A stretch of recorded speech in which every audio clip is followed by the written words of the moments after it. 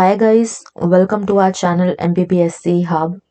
So today's topic is MPPSC.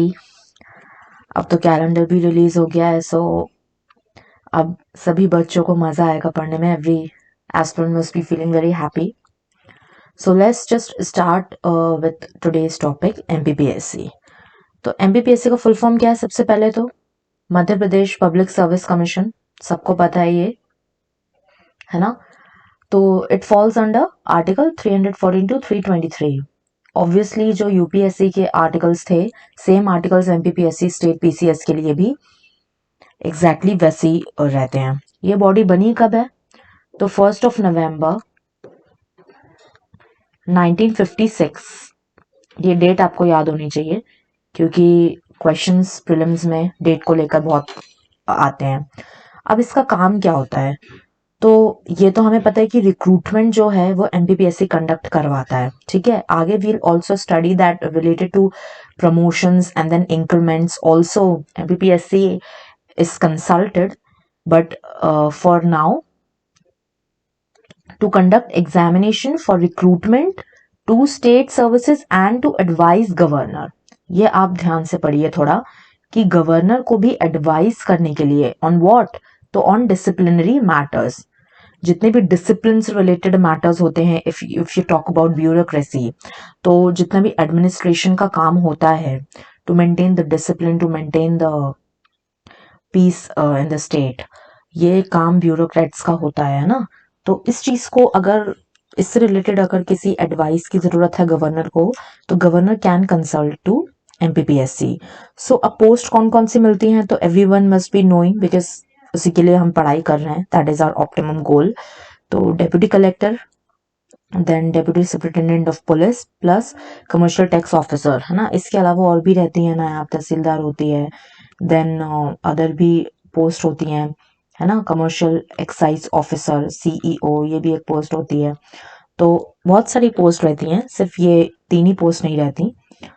So first chairman जो थे वो थे श्री डीवी रेगे, एंड अभी इसके पहले मिस्टर भास्कर चौबे थे, but now mister Rajesh Lal Mehra, he is the current chairman of MPPSC. Now, what is its main objective? So, direct selection. पता है कि एक एग्जाम होता है MPPSC से रिलेटेड, जो कि स्टेट का हाईएस्ट सर्विस सिविल सर्विस का एग्जाम होता है वो स्टेट में. ऐसे ही हर स्टेट की अपनी अपनी पीएससी होती है. Jharkhand PSC, Maharashtra PSC, Uttar Pradesh PSC, तो वो वहां के जो पर्टिकुलर सिविल सर्विस के एग्जाम होते हैं वो कंडक्ट करवाते हैं, right. Then related to promotions, transfer of service on deputation from one department to other. तो आप देख सकते हो कि apart from recruitment, apart from conducting the exam, MPPSC has also has other functions too, right? So next we'll move on to the functions also. So it conducts examination for appointment of the service to the service of the state. As you know, the highest civil service post का जो exam होता है state में वो MPPSC conduct करवाता है. Plus personal management से related जितनी भी चीजें होती उसको लेके भी एमपीपीएससी को कंसल्ट किया जा सकता है, जिसमें क्या क्या चीजें आती हैं. तो all the matters relating to methods of recruitment to civil services and civil post. Civil services और सिविल पोस्ट से रिलेटेड जितनी भी चीजें होंगी, मैटर्स होंगे उनके रिक्रूटमेंट से या फिर उनके मेथड को रिलेटेड, वो एमपीपीएससी से कंसल्ट किया जाता है ना. ऑटोनोमस बॉडी है तो ऑब्वियसली कंसल्ट किया ही जाता है. Then second is censure. कोई भी एक डिसएग्रीमेंट वाली बात आ जाती है तो उसमें इनको कंसल्ट किया जाता है, जैसे withholding of increments, promotions, withholding of promotions, then removal of service. किसी भी ब्यूरोक्रेट को रिमूव करना है तो उसके लिए भी इनको कंसल्ट किया जाएगा, जैसे नेशनल लेवल पे यूपीएससी को कंसल्ट किया जाता है, उसी तरीके से यहाँ स्टेट पे एमपीपीएससी को कंसल्ट किया जाता है. प्लस अनदर फंक्शन इज अगर कोई भी रूल्स एंड रेगुलेशन में चेंजेस करने हैं, उनको अपडेट करना है, तो भी कमीशन की जो कंसेंट है वो मैंडेटरी होती है. Now we move on to composition. तो 5 मेंबर्स होते हैं. फर्स्ट एक तो चेयरमैन होते हैं प्लस 4 मेंबर होते हैं. अब इनका टेन्योर कितना होता है? तो 6 years और 62 years. यूपीएससी के केस में अपन ने देखा था कि 65 इयर्स था, है ना, तो यहाँ पे 62 इयर्स है, तो यहाँ पे थोड़ा सा कंफ्यूजन क्रिएट हो जाता है, तो ये आप लोग थोड़ा सा क्लियर रखें, ये 65 है 63 नहीं। अब गवर्न कौन, इनको अपॉइंट कौन करता है, तो इनको गवर्नर अपॉइंट करता है, ये आप याद रखिए। यूपीएससी के केस में प्रेसिडेंट अपॉइंट करते थे, बट यहाँ पे गवर्नर अपॉइंट करते हैं, है ना। The Constitution does not specify the strength of the commission but has left the matter to the discretion of governor। तो इसका क्या मतलब हुआ, इसका ये मतलब हुआ कि कॉन्स्टिट्यूशन में, हमारे संविधान में ऐसा कोई स्ट्रेंथ मेजर्ड नहीं है कि इतने चेयरमैन या इतने मेंबर्स होने चाहिए तो इतने ही मेंबर्स होंगे।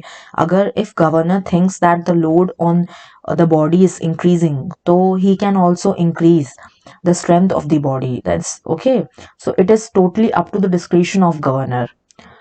so अब as we get selected, तो उसके बाद आपको पता है कि ट्रेनिंग होती है सिविल सर्विसेज एस्पिरेंट्स की, तो वो ट्रेनिंग यहाँ एमपी में होती है, नरोना एकेडमी में।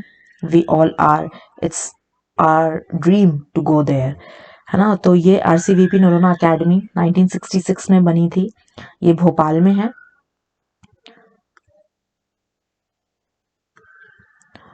आरसीवीपी का फुल फॉर्म क्या होता है, तो रोनाल्ड कार्लटन विवियन पियाडेट। तो ये जो पर्सन है ये खुद ही सिविल सर्वेंट रह चुके हैं पहले, इनके नाम पे ही इस एकेडमी का नाम रखा गया है। It is apex and nodal training institute of MP. Obviously जितने भी पीएसयू या फिर ब्यूरोक्रेसी से रिलेटेड जितनी भी ट्रेनिंग होती है एमपी में, वो इस ही एकेडमी में होती है ना। तो मेन ट्रेनिंग इंस्टीट्यूट है।